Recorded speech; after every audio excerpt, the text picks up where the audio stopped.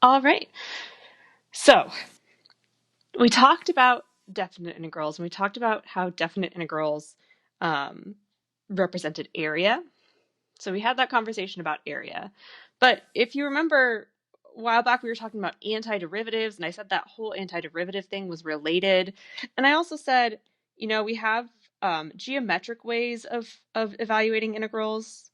So like sometimes we have like graphs where we can do things geometrically. Um, and I also said we have this like really long, complicated process that we can use to evaluate integrals that involve limits and summations. But I told you that that was the hard way and that there were shortcuts. So we have to go back to that idea of antiderivatives. So antiderivatives are intricately related to integrals. Um, it all relates together. So before we can find the value of integrals, these definite integrals, before we can find this area under the curve for graphs that look something like this, where we don't have geometric shapes that we can use, we have to talk about indefinite integrals. Definite integrals talk about area. They are definite, they are over a short, they are over an interval. Indefinite integrals are not over intervals. So you'll notice that this notation right here doesn't have an A or a B. It doesn't have a start, an upper bound and a lower bound, upper bound, lower bound. Indefinite integrals are intricately related to antiderivatives, and we need to talk about indefinite integrals before we can go back to talking about definite integrals again. So, with indefinite integrals, we use the same notation that we do with definite integrals, but there's no lower bound or upper bound, and it's the most general form of an antiderivative. So it's the one that has the plus c. When we were talking about antiderivatives, we were really talking about integrals. So just a few rules. It's the same rules that we kind of had before. So if we have the integral of 0, so when we have integrals, we say we are integrating 0. So the integral of 0 dx, this is going to just be, not an integral sign, a constant. The reason why, if you take the derivative of a constant, you get 0. Right? If you take the derivative of 1, you get 0. Derivative of 7, you get 0. Derivative of 71, you get 0. The derivative of a constant is 0. So if you integrate 0, if you go in the opposite direction, then you're going to you have a constant. Any constant's derivative will be 0. So the integral of 0 is c. If you have a constant, then his integral is kx plus c. Because if you took the derivative of kx plus c, the c's derivative would be 0. The kx part would just become k.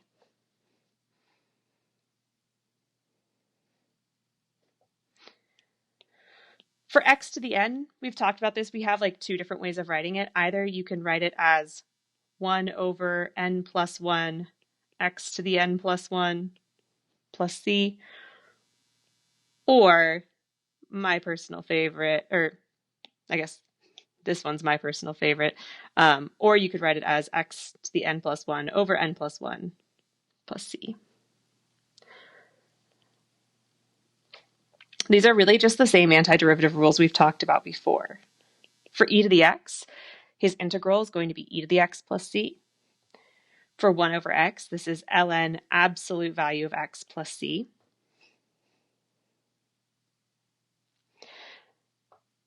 For b to the x, his integral is going to be 1 over ln b, b to the x plus c.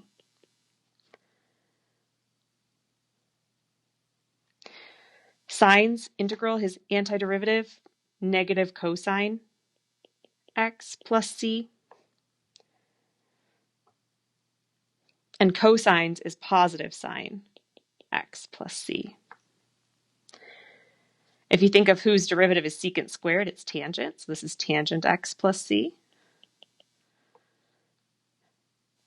Whose derivative is secant tangent? Well, that's secant. So secant x plus c. For cosecant squared, you're going to have negative cotan x plus c. And cosecant cotangent is negative cosecant x plus c.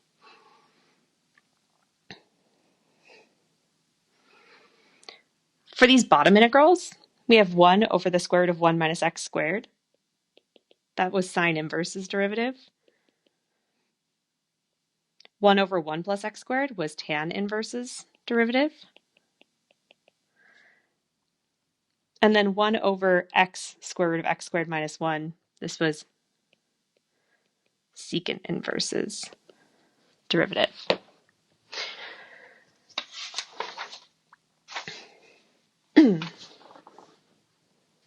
So these are really rules we've already talked about when we talked about antiderivatives, but we're going to go back to them and we're just using some new notation this time.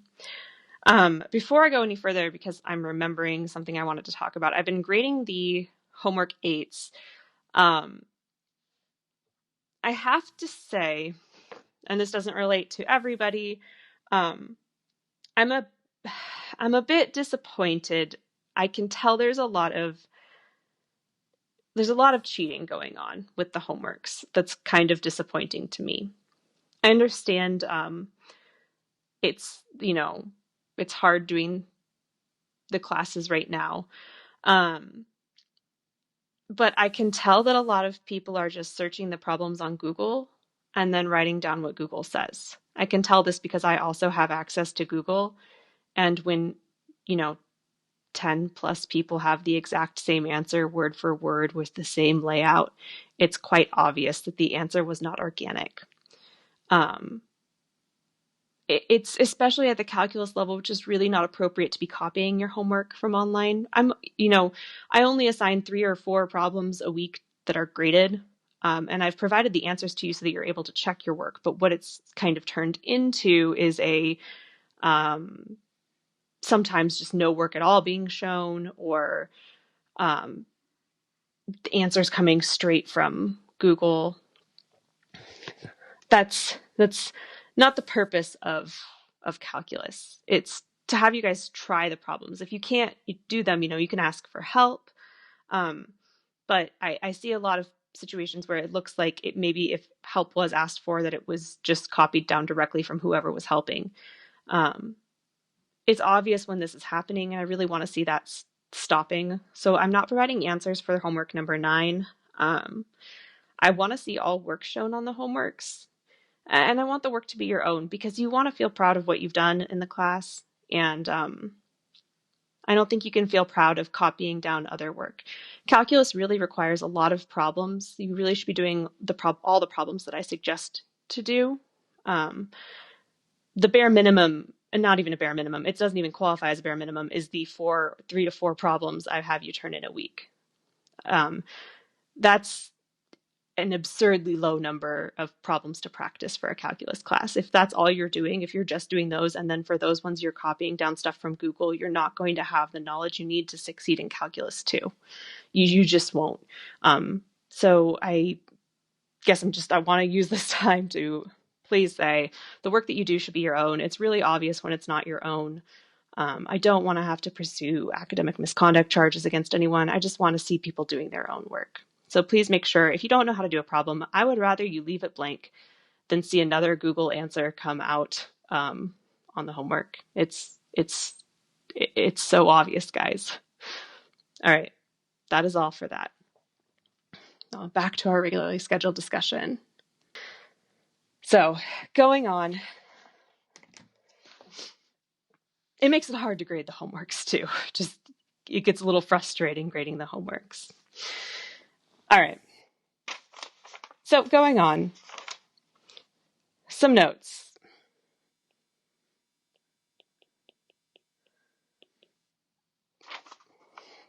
This is what an indefinite integral looks like.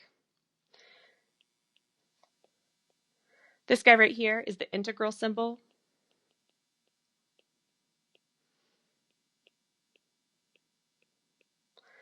It means you're integrating the thing to the left. It means you're integrating this, which is the integrand.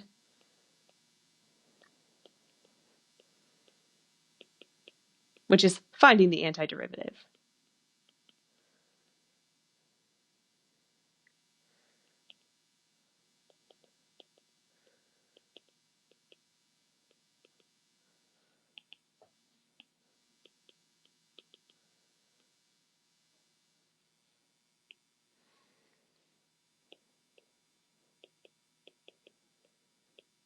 This thing in the middle is the integrand.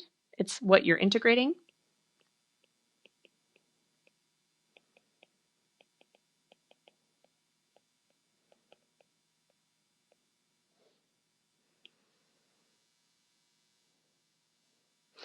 And this dx part here is, again, the period. It tells you where to stop integrating. It tells you where the integral stops, and it also tells you what your variable is. So what variable you're integrating with respect to.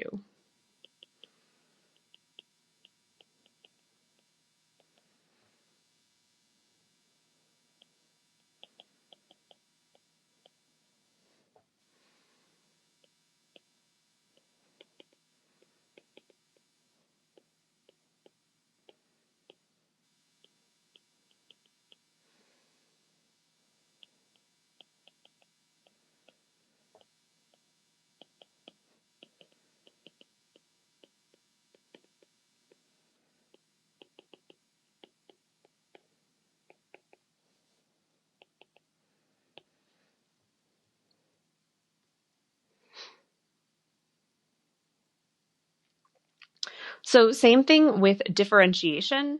Two important things. If you have two functions being multiplied together, this is not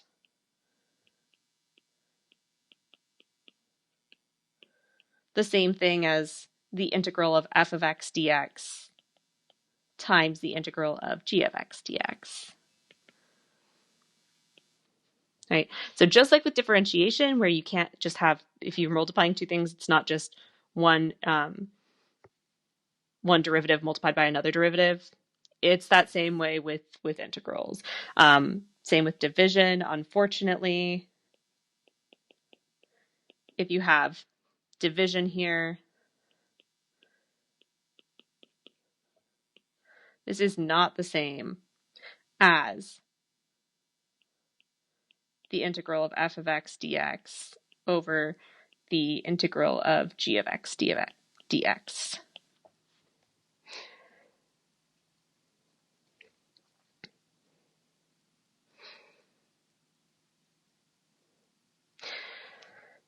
Third thing, this dx at the end is important. So it tells you the variable you're integrating with respect to. It can be dx, dz, dw, d omega, d alpha, d theta. Any letter or Greek letter is fair game. And it's important because if you have, let's say, this guy here, 5x cubed dt, the 5x cubed, because this says that your variable is t, the 5x cubed is actually just a constant. So you would be integrating it, finding the antiderivative, as if 5x cubed were a constant, which just means adding a t on the end. So it's important that you're paying attention to what the variable is. And the dx part or the dt part is important. This is different than if you had 5x cubed dx. If you had that, doing the antiderivative, right, integrating is what we're going to say now, integrating. 3 plus 1 is 4, so this would be 5/4 x to the 4th plus c, because there's a dx there.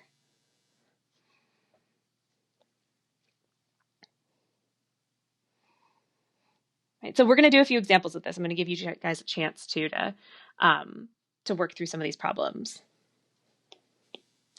So for this guy here, once again, this is just antiderivatives, which we did before.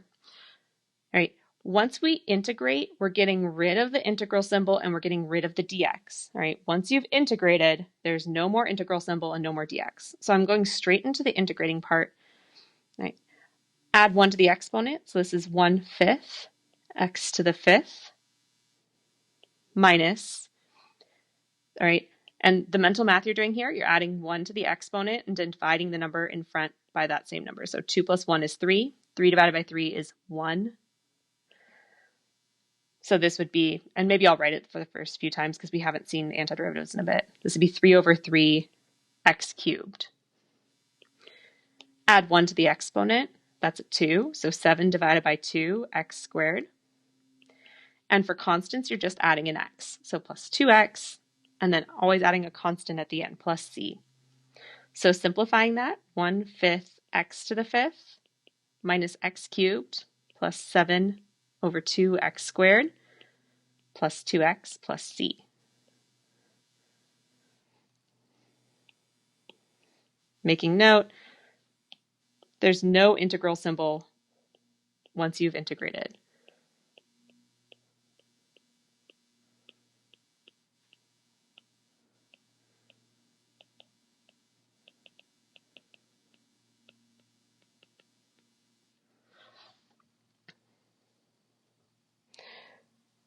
Now, if you're going to do some simplification before integrating, then that's going to be a bit different.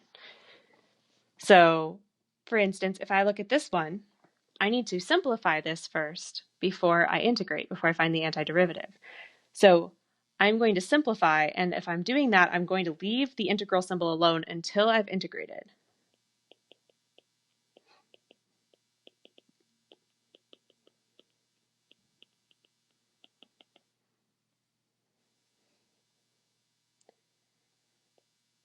Right? So I'm taking this b squared and I'm distributing it to all of these. So 4b to the 5th over b squared, that's 4b cubed. And you're going to have 2b squared plus 3 over b plus 1 over b squared db. I'm going to simplify a little more. 4b cubed plus 2b squared. I'm going to leave this 3, I'm going to write it a little different. I'm going to write this as 3 times 1 over b. But for the 1 over b squared, I'm going to rewrite that as b to the negative 2. So the reason I'm leaving him alone is because I know that the integral of 1 over x dx is ln absolute value of x plus c. So I know that the 1 over b case works better if it's written like this, because it's going to turn into an ln absolute value of x. Whereas the b to the negative 2, that's going to use power rule. So the only time that you're not using power rule with an exponent is the 1 over x or 1 over b case, 1 over the variable. Now that I'm integrating, because that's going to be my next step, I'm not going to write the integral symbol or the db. So adding 1 to the exponent here, that'll be a 4. So 4 divided by 4, b to the 4th, plus adding 1 to the exponent, that'll be 2/3 b cubed, plus 3. This guy right here turns into a ln absolute value of b, plus 1 over, now careful here, negative 2 plus 1 is not negative 3. Negative 2 plus 1 is negative 1. So negative 1, b to the negative 1, plus c. Simplifying, we get b to the 4th, 2/3 b cubed plus 3 ln absolute value of b minus b to the negative 1 plus c.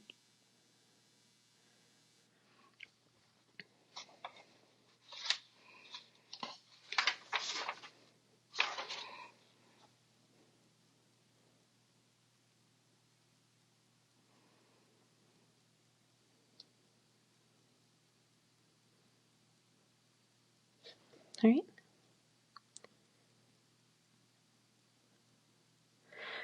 Any questions about part A or part B?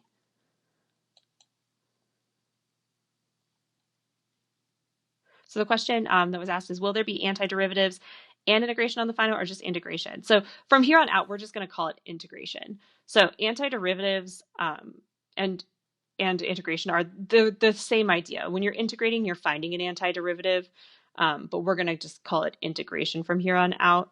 You might see the words antiderivative again, but antiderivative and integration are the same idea. Does that make sense? Yeah, no problem. No problem. All right. So once again, we are going to go ahead and simplify this before we integrate because we can't deal with it while it's multiplication. So I'm going to take this t to the 1/3 and distribute it. So I'm going to have t to the 1/3 plus 3t to the, and this will be 1 plus 1/3. That's when you have t times t to the 1/3, that's 1 plus 1/3 dt. So I have 3t, this is going to be 4/3 dt. I am going to be picky on your homework, on exams, that your notation is correct. Notation being correct is really, really important. So I'm going to be checking notation. If you don't have a dt where there should be a dt, you'd be marked down. If you don't have integration symbols where you're supposed to, you'd be marked down. Or if you have them when you shouldn't, you'll be marked down. So just, take your time. You have a lot of time to do the exams, a lot of time to do the homework. Make sure you take the time to make sure that things are neat and tidy and that your notation is correct. Take the time to double check. Okay. So adding 1 to the exponent, 1/3 plus 1 is 4/3. So we have 1 over 4/3 t to the 4/3 plus 3 over 4/3 plus 1 is 7/3 t to the 7/3 plus c. 1 over 4/3, that's 3/4 t to the 4/3 plus this will be 9 over 7 t to the 7/3 plus c. Now, something that might help you here, when you're doing integration and you're doing fractions, really, if you have a fraction in the denominator, it's the same as the reciprocal, multiplying by the reciprocal. So for like this step right here, or maybe I'll write it back here, what can help you? You can write 3, and then if you know it's going to be a fraction in the denominator, then you could just multiply by the reciprocal instead. So I know 4/3 plus 1 is 7/3. So I could multiply by 3 over 7. Instead of dividing by 7 over 3, which ends up being the same thing as multiplying by 3 over 7.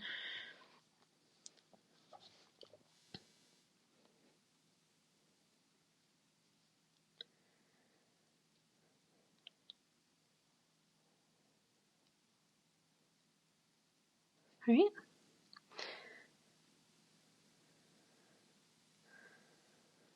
So once again, let's transform all of this into something that we can use. So we're going to simplify first. The square root of x, that's x to the 1/2 power, plus, all right, important here. So we have a 1/2 x. He's in the denominator, so he gets a negative. His power is 4, and his root is 3. So that's 1/2 x to the negative 4/3. For this guy, he looks kind of, so I can't like write him using power rule. That's not going to help me at all here. But he looks kind of familiar because if you look back, 1 over 1 plus x squared, that integral was tan inverse. So if I rewrite this as 7 times 1 over 1 plus x squared, that might be useful to me because I know that the integral of 1 over 1 plus x squared dx is tan inverse x plus c.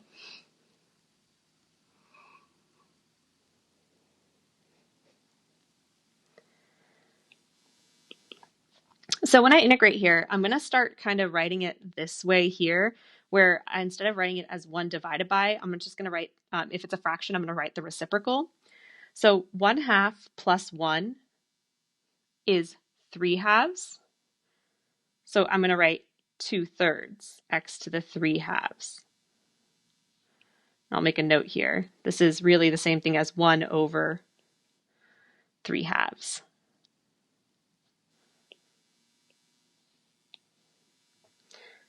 Plus 1/2 times negative 4/3 plus 1 is negative 1/3. So that's negative 3 over 1, x to the negative 1/3, plus 7 tan inverse x plus c. Simplifying this, we have 2/3 x to the 3/2 minus 3/2 x to the negative 1/3 plus 7 tan inverse x plus c. And if you'd like to continue writing it with the fractions the way that they were, that would totally be fine. I'll make a note here. This is the same thing as as 1 over negative 1/3.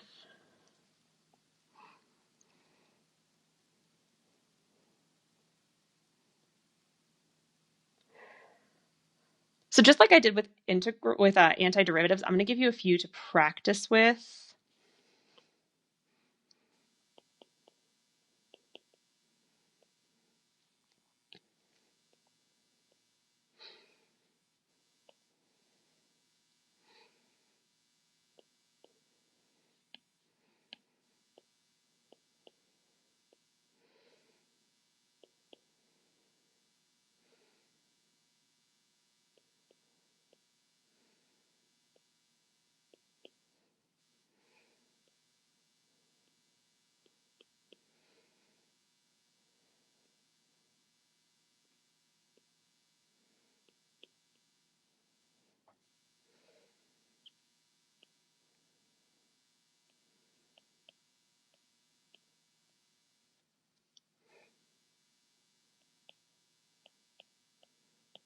So I'm just going to write a few of these down, and then you guys take a moment to practice that.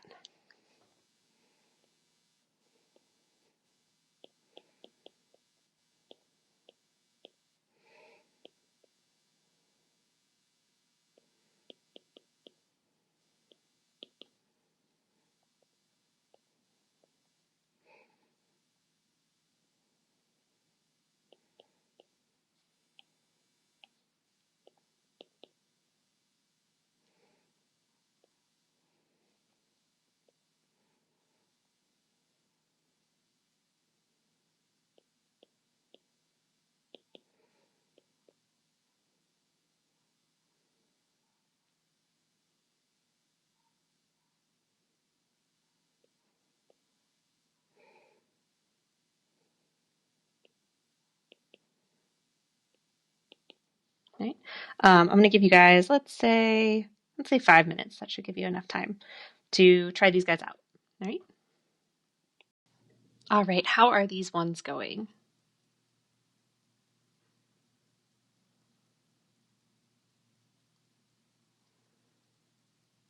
Good, I think. I'll take that.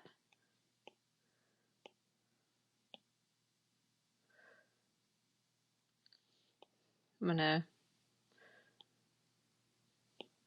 just kind of shrink these a bit, move them around a tiny bit. All right, well, let's try some of these out. All right, so simplifying first with this first one, I'm just going to simplify. This would be 1/3 t to the, it's in the denominator, so negative 1/2 minus 14 over 5 t to the negative 2/3 minus 8/9 t cubed plus 7 dt. Now integrating, we have 5/3 t cubed plus 1/3. Now negative 1/2 plus 1 is 1/2. Flip that upside down, that's 2 over 1. T to the 1/2 minus 14/5 negative 2/3 plus 1 is 1/3. So that's 3 over 1, t to the 1/3, minus 8 over 9 times, this will be 1 over 4, t to the 4th, plus 7t plus c. So simplifying, we have 5/3 t cubed plus 2/3 t to the 1/2 minus, let's see, 28 plus 14, 38 plus 4, 42, hopefully, 42 over 5 t to the 1/3 minus 2 over 9 t to the 4th plus 7t plus c.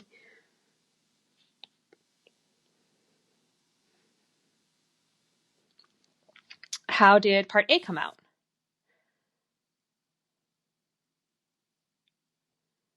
Part A, how did that one come out? Good, excellent. Any questions on part A?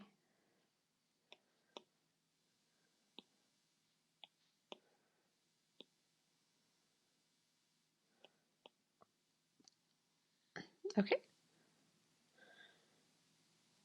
For part B, you are going to have to FOIL this thing out first.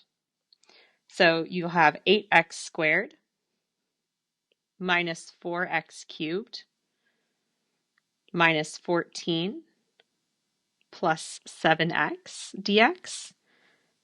Then you can integrate.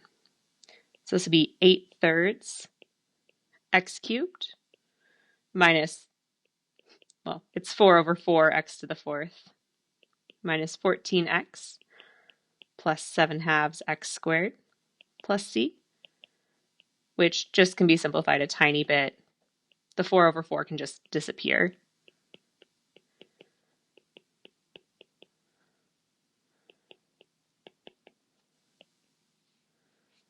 And that is part B.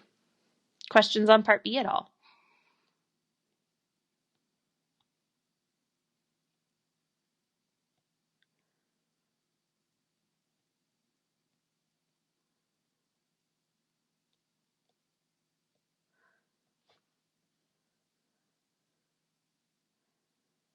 And if not, I can move to part C.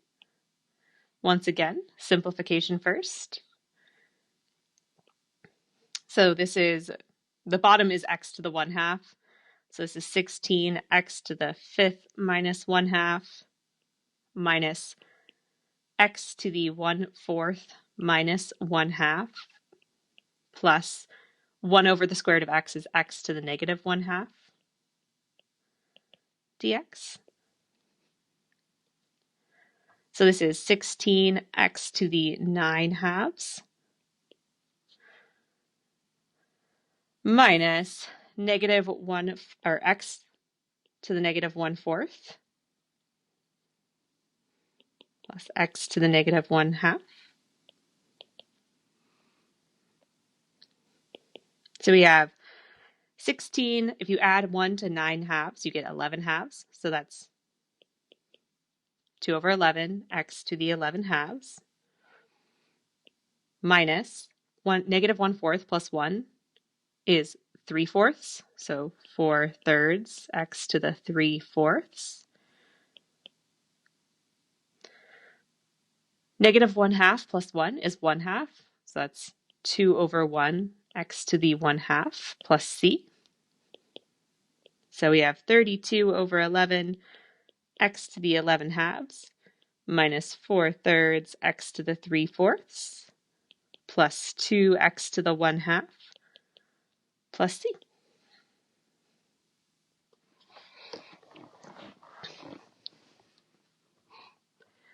And that's that for that one.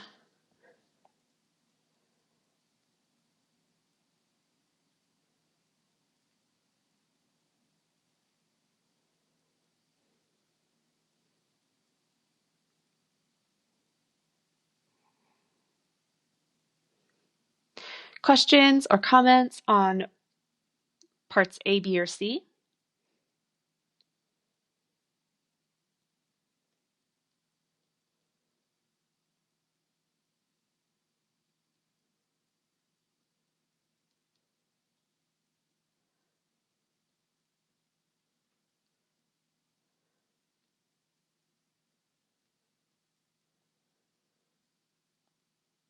Okay. Excellent then. So I think I'm also going to let you guys try these ones because I know you're capable of it. Part B is a bit tricky, so I'll give you a hint for part B. Sine squared theta plus cosine squared theta is equal to 1. That can be used in a bunch of different ways. You might want to rewrite it. But go ahead and try these ones out. Remember, you have those formulas that were given at the very beginning of this unit, of unit 4.3. Go ahead and try both of these guys out. I'll give you, let's say, 4 minutes. I'm going to give you 4 minutes. All right. So for this first guy up here, the first part, the u squared part, that's just going to be what we've been practicing, 1/3 u cubed. For the secant squared, the integral of secant squared is tangent. So this would be tangent u and then plus c.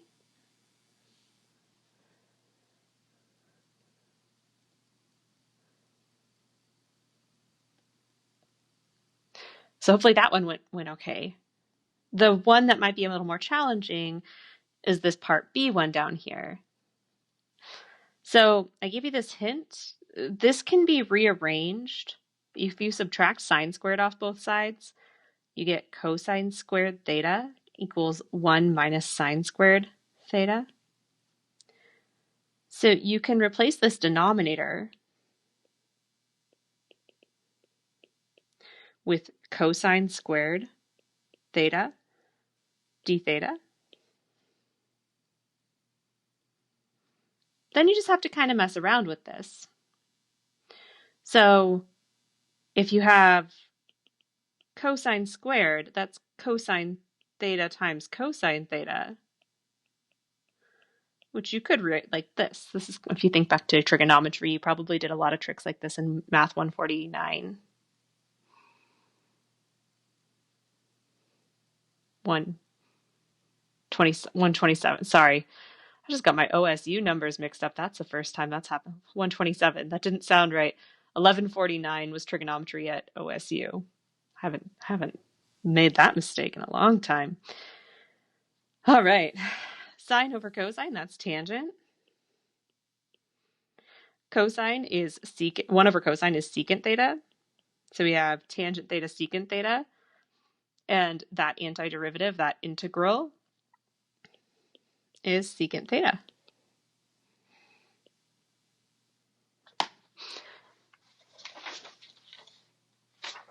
How did that one go?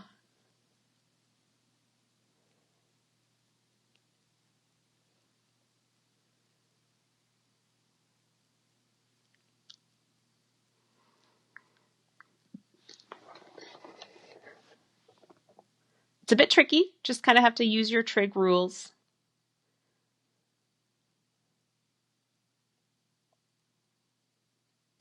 Yeah, I think like it takes a bit of time.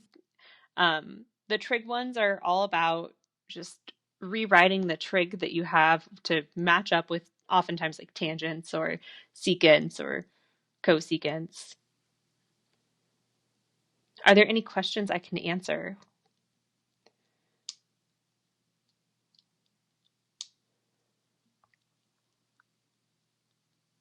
Trig is my favorite.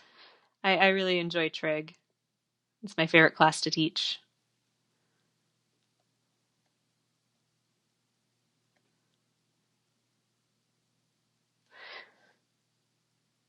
But you'll definitely you'll get more familiar with trig as you go through.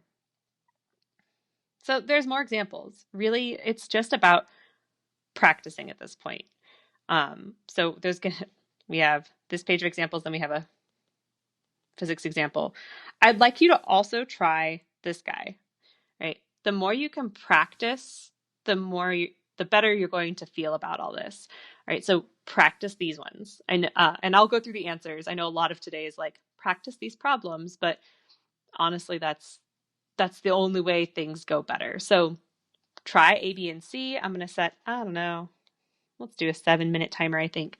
Try A, B, and C out. Maybe 6. Maybe 6 will be okay. Look at the integrals that were on the front page if you need to.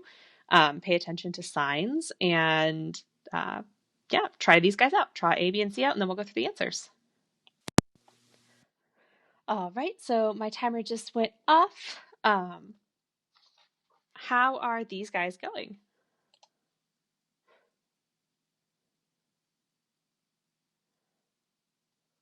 Pretty good. I hear pretty good. I'll take a pretty good. All right. So with this first one, the thing I want to point out is that the integral of sine t dt is negative cosine t plus c. This is important because when we integrate him, this negative and this negative are going to end up canceling each other out. So I thought I'd point that out there. 22 sevenths plus 1 is going to be 29 sevenths, which would be 7 over 29 t to the 29 sevenths. T to the negative 1 we can't use power rule with. That one is just ln absolute value of t. And then, like I said, this one, I'll write minus 3/2 for a second, and then negative cosine t plus c.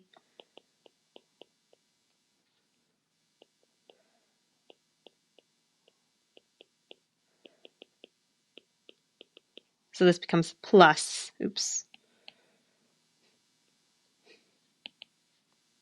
There we go. Plus 3/2 cosine t plus c. Good on that first one there? Do we get the ln absolute value t?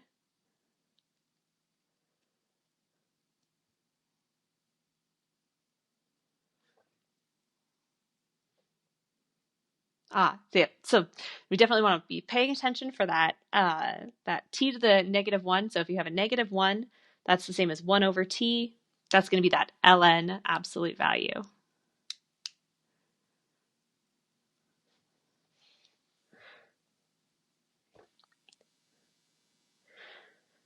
I'm going to simplify part B before working on it. So this is 1/5 e to the x minus 11 x to the negative 2/9 minus cosecant x cotangent x plus pi dx. So cosecant, cotangent, if we look on the front page, cosecant x, cotangent x,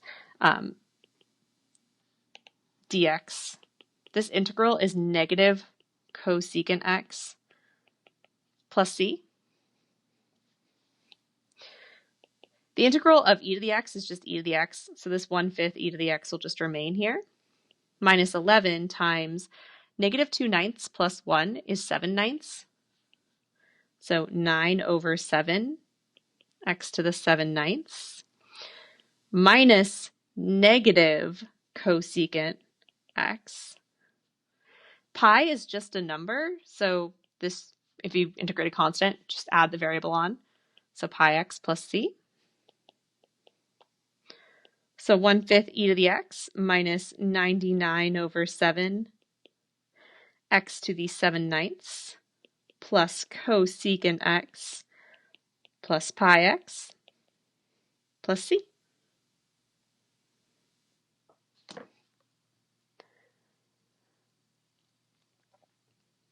How did that one go for everybody?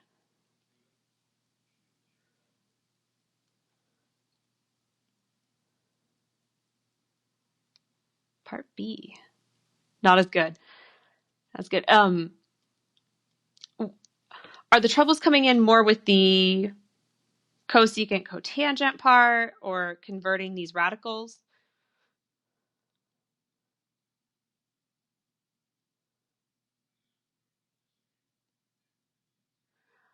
The radicals, yeah.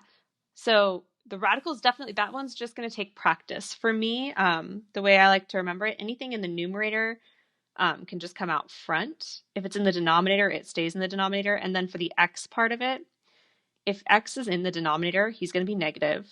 And then power on top, root on bottom. There's one of our instructors who just say the power's above and the root's below. Power's above, root's below. The power goes on the top, the root goes on the bottom, and then if it's in the denominator to begin with, he's negative. But it just takes practicing.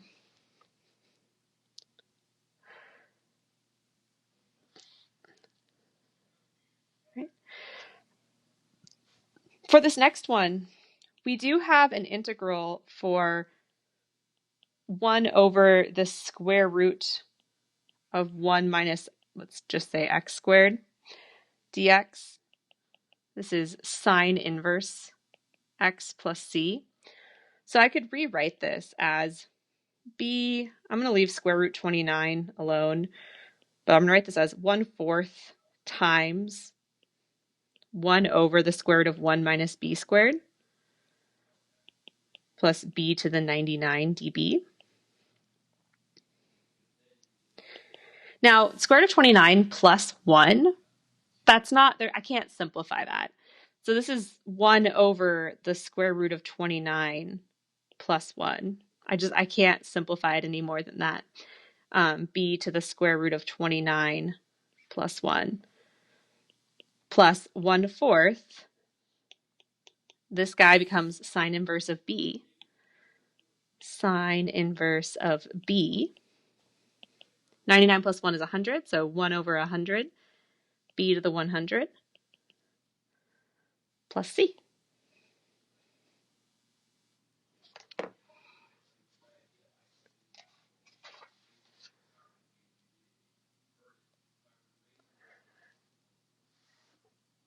How was that last one for everyone? I know the square root of 29 is a tricky part. I'm just kind of thinking about it a little bit deeper.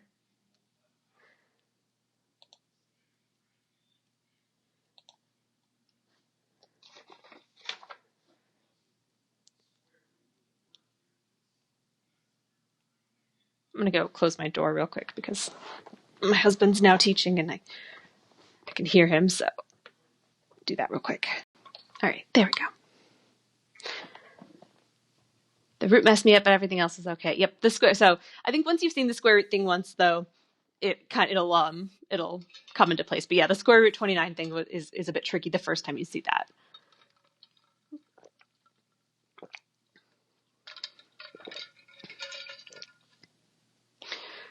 Okay.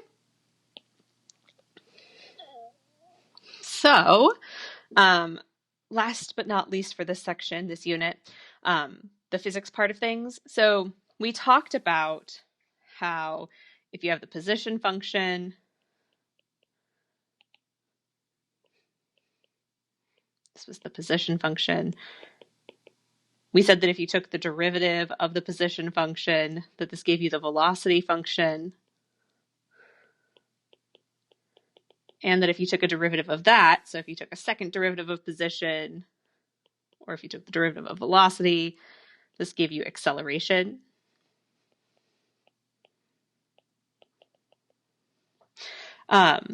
So we talked about how these antiderivatives related to one another, but now we have symbols to go along with it. So now what we can say is if you integrate acceleration, you get velocity. If you integrate velocity, you get position. So it's kind of this opposite direction.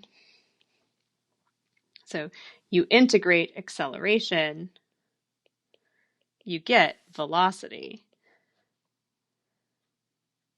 You integrate velocity, you get position. It's the reverse direction of this. But we've already kind of talked about that because we talked about it in terms of antiderivatives. And antiderivatives and integrals are not different conversations. Those are the same conversation. So let's go ahead and do a problem using that information. Where can I put this? Let's see. That's fine. So suppose the acceleration of an object is given by the function a of t equals sine t plus 6t. Given that the initial velocity is 5 feet per second and the object's starting position is 10 feet, find the position of the object after 3 seconds. Round your answer to 2 decimal places. So we just have to kind of take the information we're given and do stuff with it, right? So we're told the initial velocity is 5 feet per second.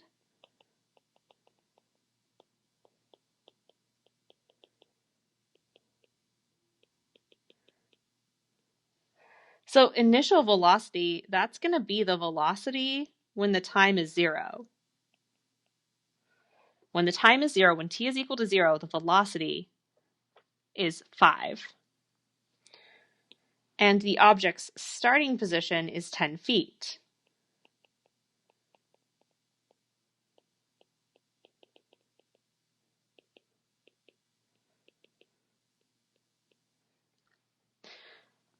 So that means its position at time 0 is 10. We are being asked to find the position of the object after 3 seconds. So this is our end goal. We want the position of the object after 3 seconds. Position that's the S function, and we want it after 3 seconds.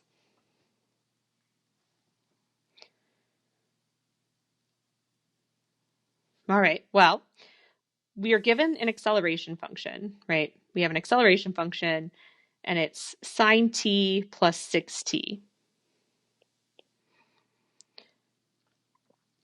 To get the velocity function, we would integrate the acceleration function.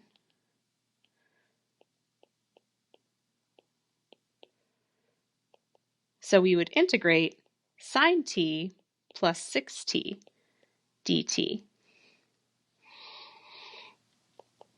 Sine's antiderivative, integrating sine's integral, negative cosine t, plus, this will be 6 divided by 2, so 3t squared plus c.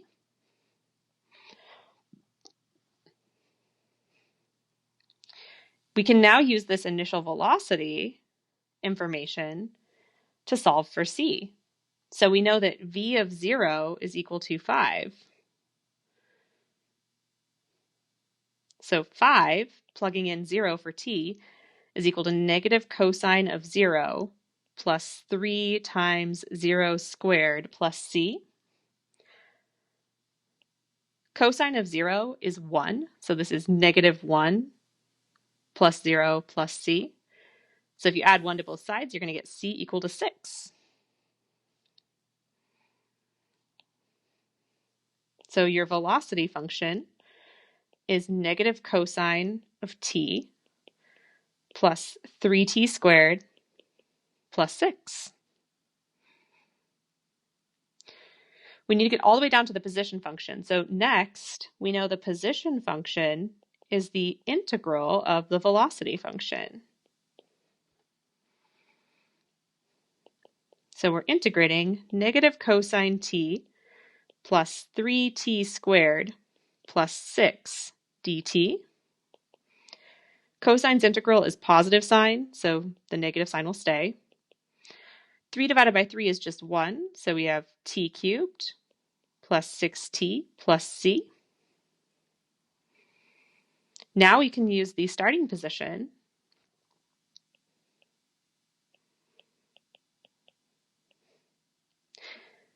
and the fact that the starting position was 10 to solve for c here. So we have 10 is equal to negative sine of 0 plus 0 cubed plus 6 times 0 plus c. Sine of 0 is 0, so this is just 10 equals c. So you get your position function is negative sine t plus t cubed plus 6t plus 10. And then we have to go back to what we wanted. We wanted s of 3, so we have to come back to that idea now. So we want to plug 3 into the s function.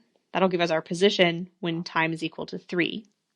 So negative sine of 3 plus 3 cubed plus 6 times 3 plus 10.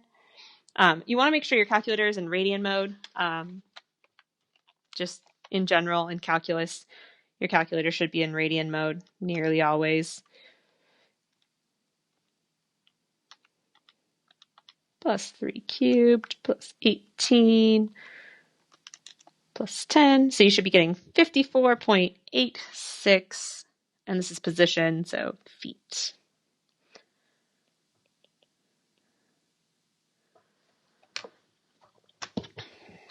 So you're just taking each of the pieces that you're given, and then you are working with them and the initial conditions to solve for the C, and then just going back to what you were looking for originally.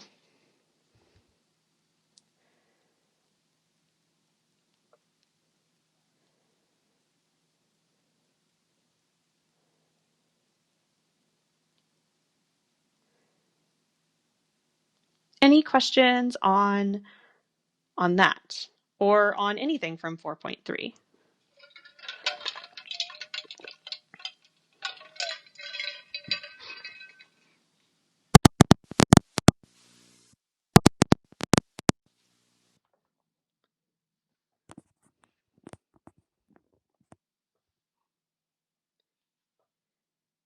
Okay. Well, let's go ahead and move on. I guess we can kind of start 4.4 today. We will start 4.4. That will help us so that next week we don't have to run through all of 4.4 in one day. Yeah, that'll be good. So there's still,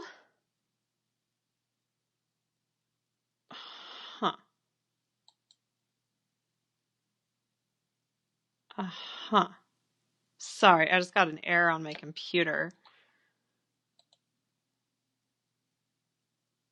saying that there's no space on my computer, which is brand new. I think it filled up the wrong drive. Okay. I guess I'll deal with that later. Hopefully my computer doesn't freeze up on me because I apparently just filled it.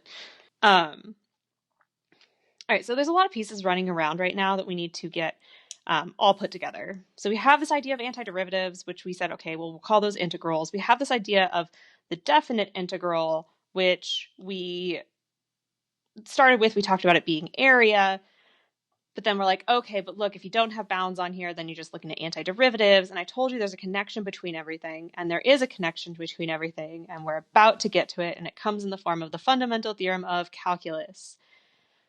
Fundamental theorem of calculus is fundamental to calculus, hence the name, the fundamental theorem of calculus. So we're going to start our conversation by talking about the area function. So the area function is defined like this. Here's an area. So a of x is equal to the integral from a to x of f of t dt. And what that says is, hey, if you start at some number a, right, and you integrate into a certain point, then from a to x is that area under that curve. So for this guy right here, this is a of x1. And maybe I'll write that in red.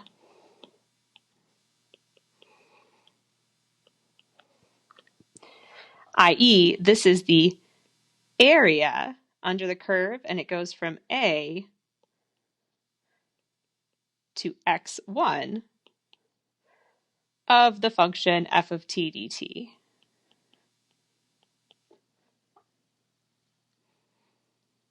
And we can change that if we have a different x value we want to integrate to. We could say, hey, this is the area from a to x2.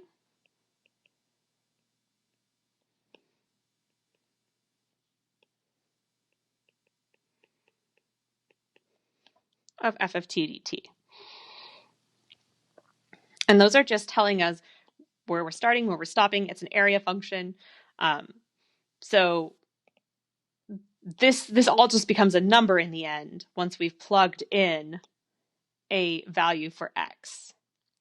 Let's see it in action, though.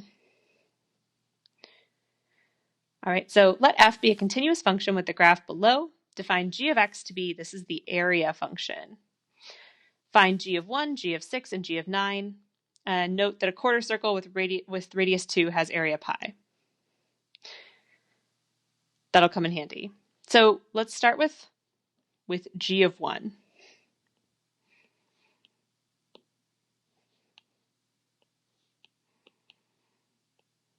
With g of 1. So that's plugging in, right? Here's an x. It's plugging in an x right up here. So it's plugging in a 1 up there. So this is the integral from 1 to 1 of f of t dt. And I don't even need to look at the picture for that, right? We already have a rule that says if you're looking at the area and your bounds, your upper and lower bounds are the same, we already said this was 0. We just said that this was 0 by definition. Done. Okay. Maybe I'll just use blue. G of 6. So this will go from 1 to 6 of f of t dt. All I'm doing is using the fact that there's the g of x has x as the variable right up here. So I'm just replacing this top bound here. From 1 to 6, okay. Well, that's going to be all of this area.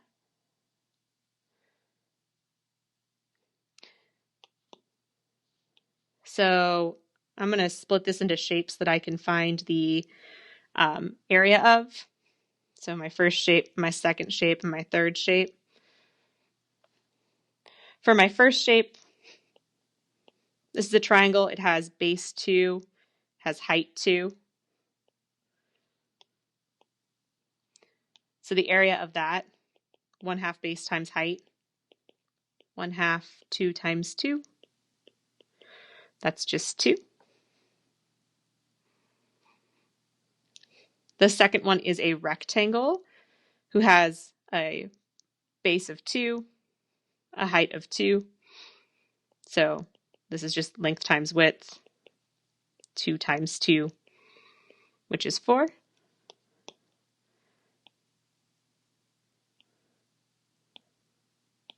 No. Why aren't you working? There we go. Just trying to make these smaller. And then for that third one, that third triangle there, his base is 1, his height is 2. Area equals 1/2 base times height. So his area is 1. So this integral is just all this area from 1 to 6.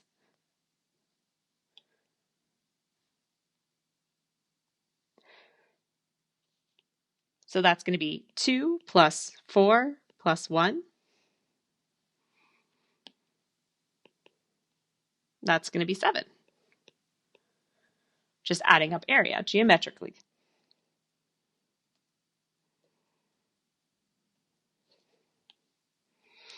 Finally, we were asked to find g of 9. So the area from 1 to 9. So that's going to be all of this area and all of this area. And this is negative area down here. So we need to keep that in mind. And this is of f of t dt. So we already know that this portion right here has area 7. We already found that out. So we know the 7 is there. It's about figuring out what's going on down here. there's two shapes here. Now, we were already told that a quarter circle with radius 2 has area pi. Notice that this has radius 2 and it's a quarter circle. So the area of this portion right here is pi, but it's negative pi because it's below the x-axis. This triangle right here has a base of 1, a height of 2, and it's going to be negative area because it's below the x-axis.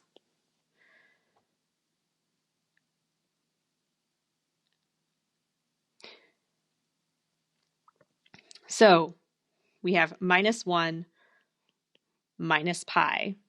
So you're taking the sum of this area. This is positive area. This is negative area. So summing the 7 and then subtracting out this triangle and the quarter circle, we're going to get 6 minus pi.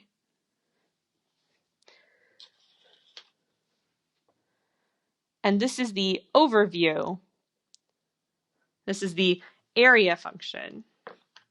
This is the area function.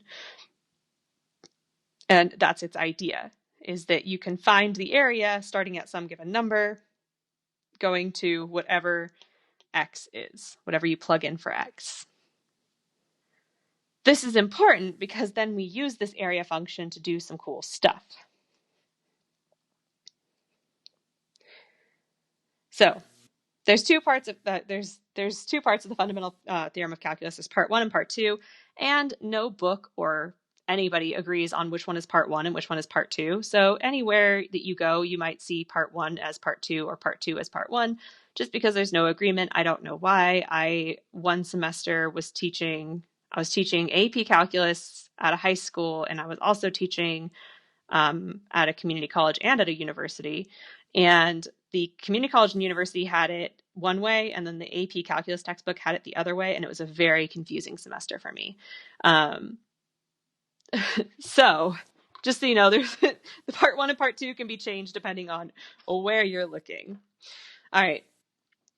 So the first part of the fundamental theorem of calculus says, hey, you know that area function we talked about? Well, if you take the derivative of the area function, then it just gives you this function, but f of x.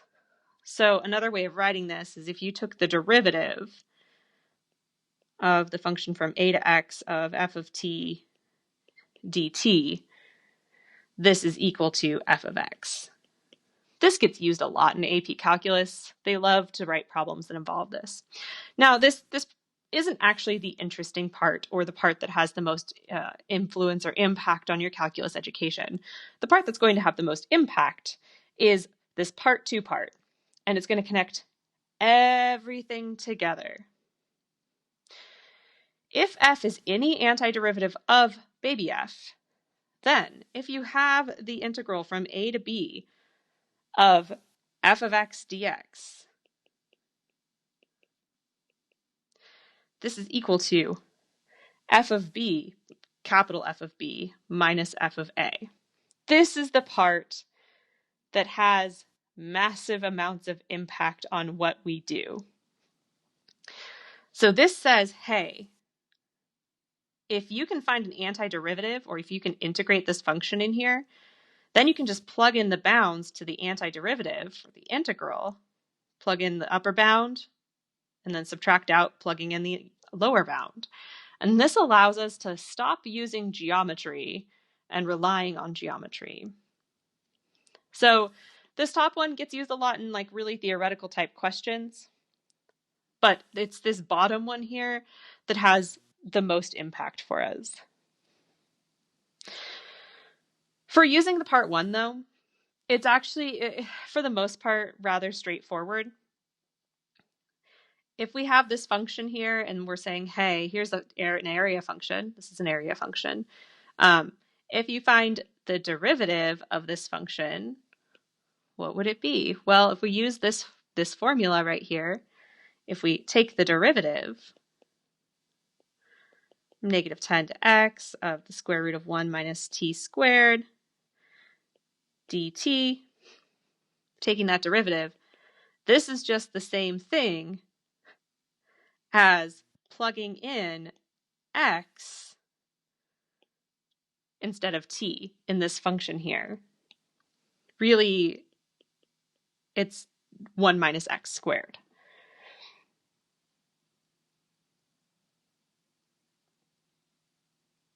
Now, this has a lot of really cool applications and stuff, like I said, but like it's not the thing that ends up being most impactful.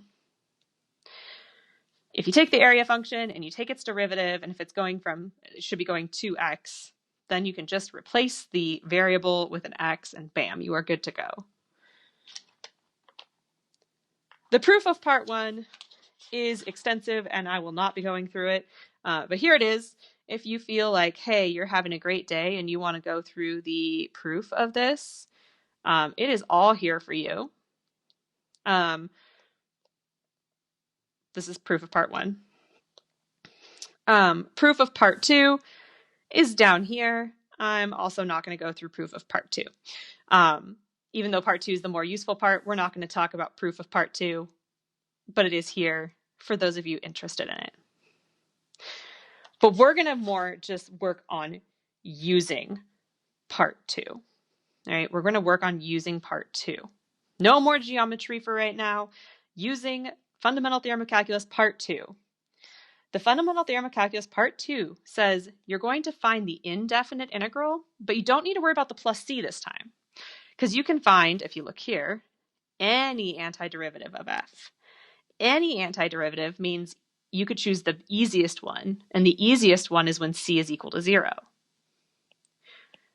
So we can choose any antiderivative. So we'll choose the one where c is equal to 0, and then we're going to plug in the upper bound, and then we're going to plug in the lower bound and subtract. So I'll show you how this process looks. I like to use brackets here. So if we integrate x cubed, we get 1/4 x to the 4th, and then we are evaluating it from 1 to 4. Right, so there's two different ways you can write this. You have that option, or you can write it as 1/4 x to the 4th evaluated from 1 to 4 like this. Right, you have options on how you write it. We don't need to write the plus c part because when you're doing definite integrals, so when you have bounds here, it's just going to come out to be a number in the end. But you do need to write that you're evaluating it from 1 to 4. So you're just taking the same bounds here and putting them at the end, either by putting everything in brackets or by drawing a line. And then you're plugging in your upper bound first. So you have 1/4 4 to the 4th minus, and then plugging in your lower bound, 1/4 and then 1 to the 4th.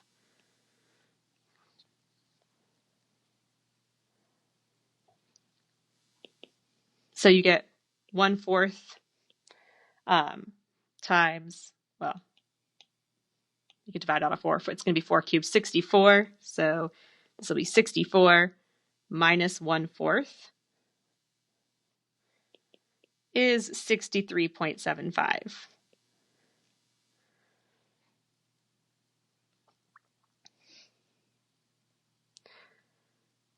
And that's done. No geometry, just math. Now, your Casio calculator can actually do this. There's a button. It's not even hard to find if you have the Casio calculator. It literally has a button that looks like an integral with bounds on it. Looks like a definite integral, and you can do this on your calculator. I don't care if you do that to check your work, but when you're doing your homework and stuff, I'm going to expect all the steps to be shown. All the nitty-gritty. I want every nitty-gritty step to be shown. Because I know your calculator can do it. I understand your calculator can do it.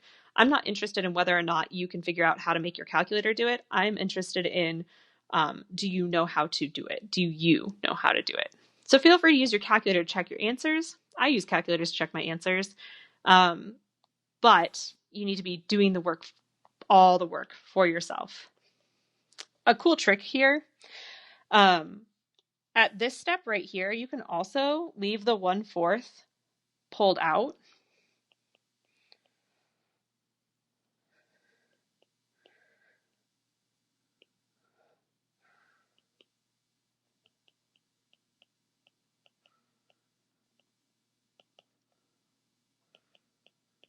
So if you were to do that,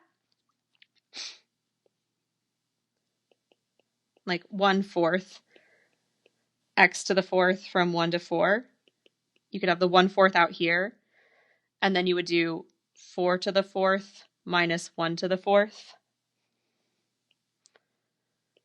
So 1/4 times, this is 256 minus 1. So you get 255 over 4, which is 63.75. Same answer. So you can keep this 1/4 pulled out up front here.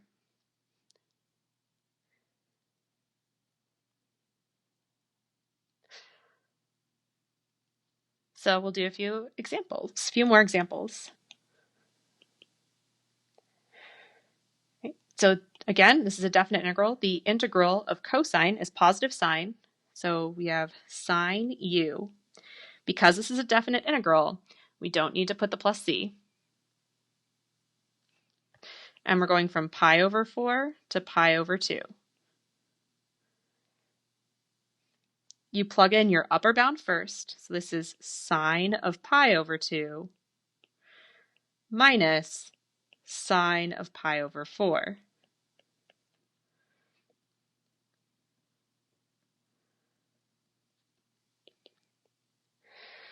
Sine of pi over 2 is going to be 1.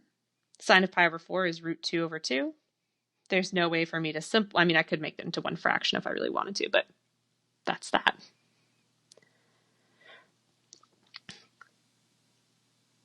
Something I do want to point out up here, what you cannot do, because I just reminded me of what sometimes students will do, what you cannot do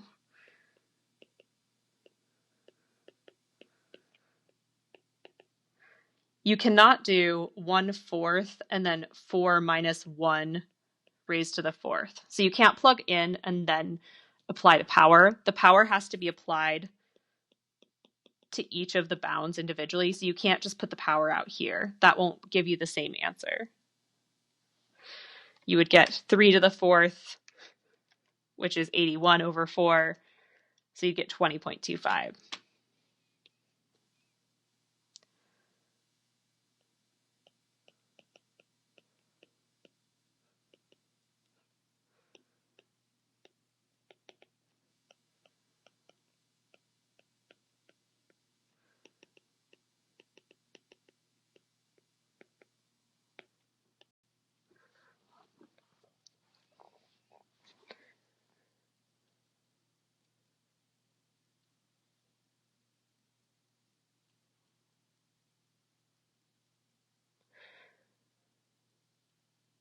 So let me give you a few to practice. There's more on the other page, but I'm just going to kind of give you some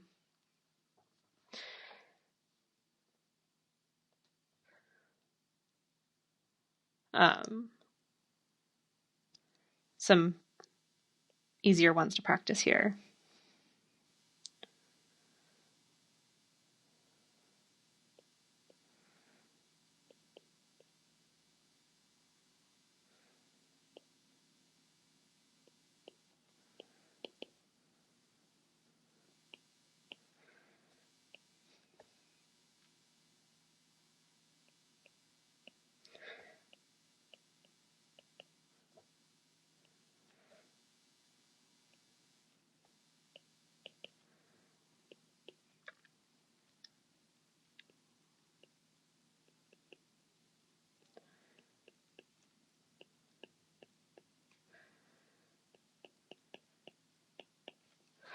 Right, I'm going to give you a few minutes to work on these. I'll give you, let's say, 6 minutes.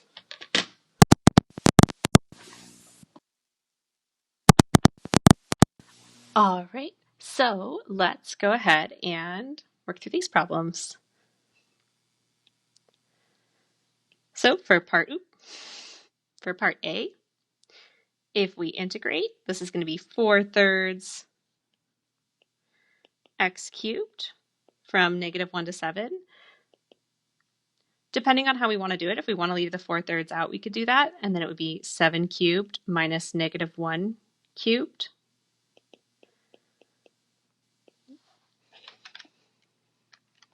Seven cubed is 343. This would be plus 1, so 344 times 4. 1376 divided by 3, which doesn't come out to be a nice number, but we'll leave it as a fraction.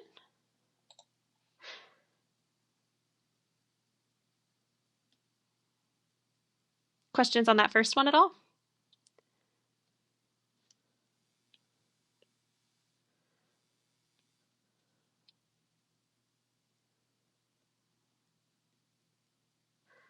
If not, I will go to part B. So integrating this one, we have 12x minus, this will be 3/2 times 1/2, or not 1/2, times 1/2. This will end up being 3/4 x squared from 0 to 9.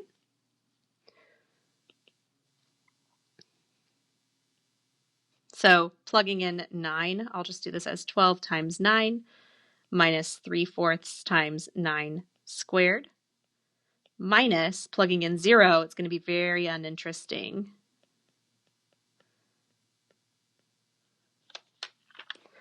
Right, so 12 times 9 minus 3/4 times 81. You get 189 over 4 minus 0, so 189 over 4.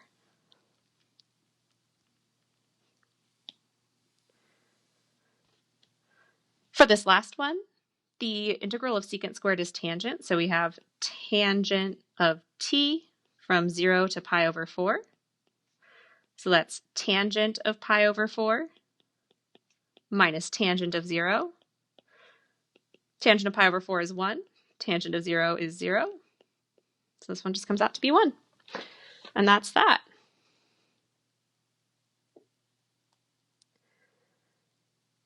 Can I answer any questions on any of that?